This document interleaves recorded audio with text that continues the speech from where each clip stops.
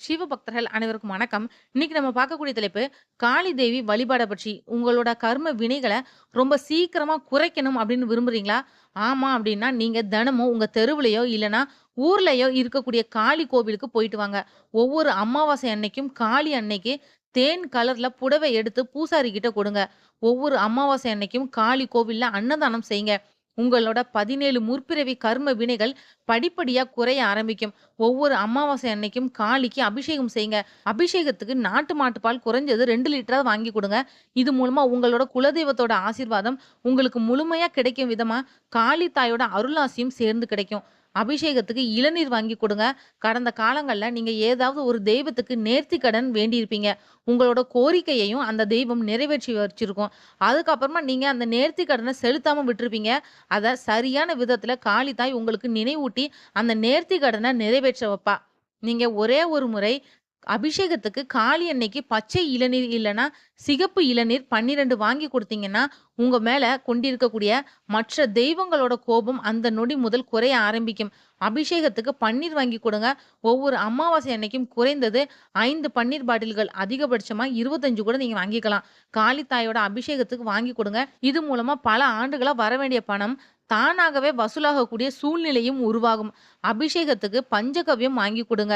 குறைந்தது 100 மில்லி அளவுள்ள பஞ்சகவ்ய பாட்டில் குறைஞ்சது 8 வாங்கி தரலாம். அதிகபட்சமா 64 கூட நீங்க தரலாம். இப்படி 3 வருஷத்துக்கு தொடர்ந்து காளி அன்னைக்கு அமாவாசை தோறும் பஞ்சகவ்யத்தால அபிஷேகம் செய்றதுக்கு இல்லன்னா வாங்கி தரது மூலமா நீங்க இந்த பிறவிலும் அடுத்த வரக்கூடிய பிறவிலையும் உணவு, உடை, உறைவிடம் இதனால கொஞ்சம் கூட பற்றாக்குறை இல்லாத அளவுக்கு வளமான வாழ்க்கைய காளி தேவியோட அருளால பெறுவீங்க.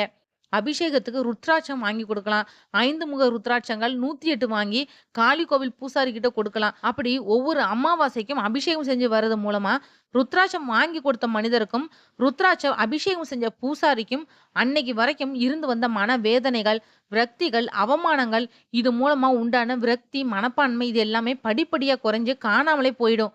இது முடியாதவங்க, இது எதையுமே செய்ய முடியாதவங்க இந்த நாள்ல காளி அன்னையோட மந்திரத்த ஜெபிச்சுட்டு, பிரபஞ்சத்தோட தலைமை கட்டுப்பாட்டு மையமா இருக்கக்கூடிய திருவண்ணாமலைக்கு வந்து, அங்க கிரிவலம் செல்றது ரொம்பவே நல்லது.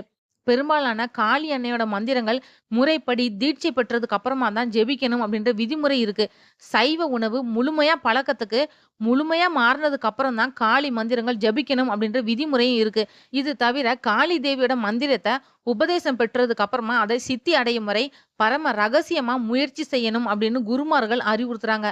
சுமார் 8000 விதமான காளி அவதாரங்கள் இருக்கு. அதுல தமிழ்நாட்டுல காவல் தெய்வம்னு போற்றப்படக்கூடிய மகா வராகி அன்னையும் ஒரு காளி அவதாரம் தான். இந்த வீடியோ உங்களுக்கு பிடிச்சிருந்தா மத்தவங்களுக்கு ஷேர் பண்ணி விடுங்க. மற்றும் ஒரு நல்ல தலைப்புல நான் உங்களை சந்திக்கிறேன். நன்றி.